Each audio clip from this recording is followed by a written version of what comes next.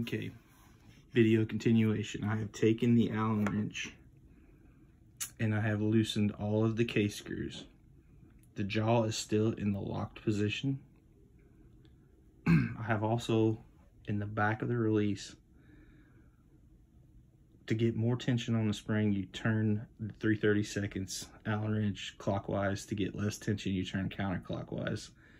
In order to make the spring easy to remove and or change out or put back in, the spring has been maxed out to the counterclockwise or loosened direction. And now we will remove the case screws with our fingers, since I already have it completely taken apart. At least I thought I did. Let me get a couple more turns in this here.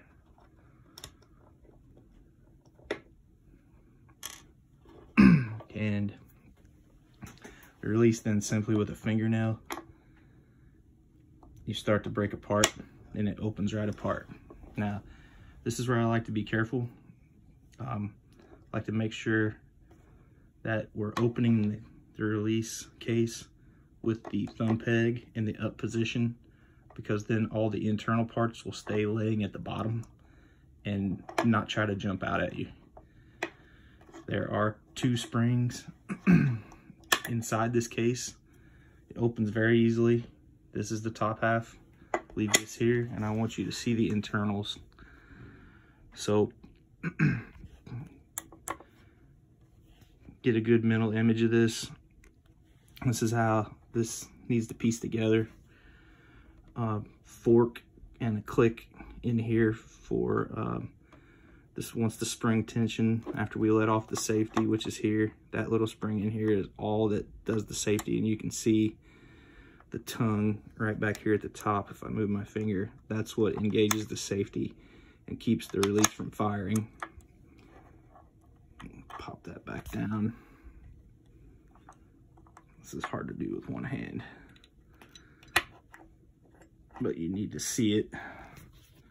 Now, to change the springs, since this is already in its loosest position, easiest thing to do is hold down the internals, and they all have pins through them to hold them in the slots that are milled.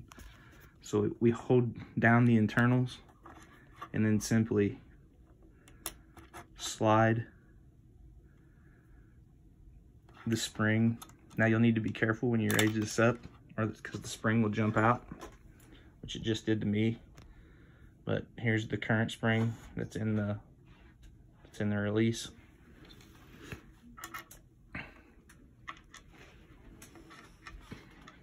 This piece is what holds the tensioning screw.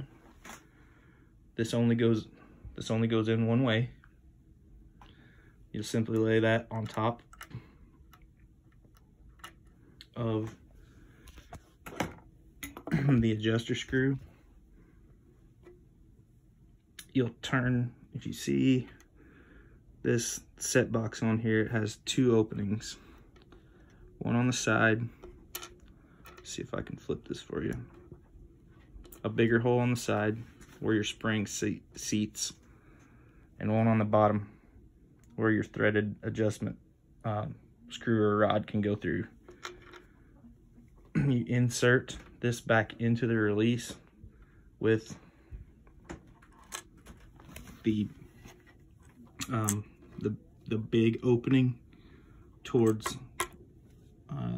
the engagement click, or the engagement arm. Once you start to do that, you can, since it's already in its loosest setting, getting the spring in is pretty easy. You can actually start it while it's pulled out. You sit it, turn this up for yourself so you can see. Take the spring, set it inside the opening like so. Lay the assembly in like so. Turn the spring and compress it, which you can do with a fingernail. It's kind of hard to show. Again, I'm doing this with one hand. It's not complicated though. Just compress the spring. Off camera here for just a second so I can use 2 hands. No worries. Nothing different than what I just showed you.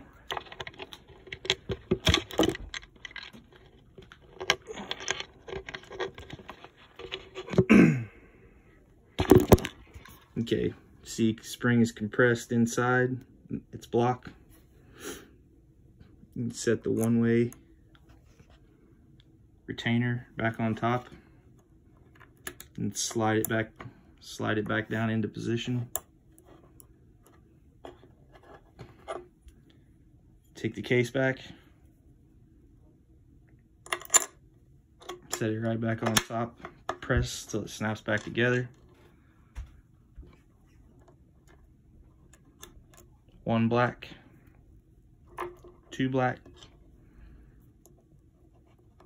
1 silver, ready to go back together. I'll send this video to you. Since I'm the seller, I want to make sure you know how to change springs, because it is quite a bit different than the regular silverback. Thanks for watching. I'll send this to you. Bye-bye.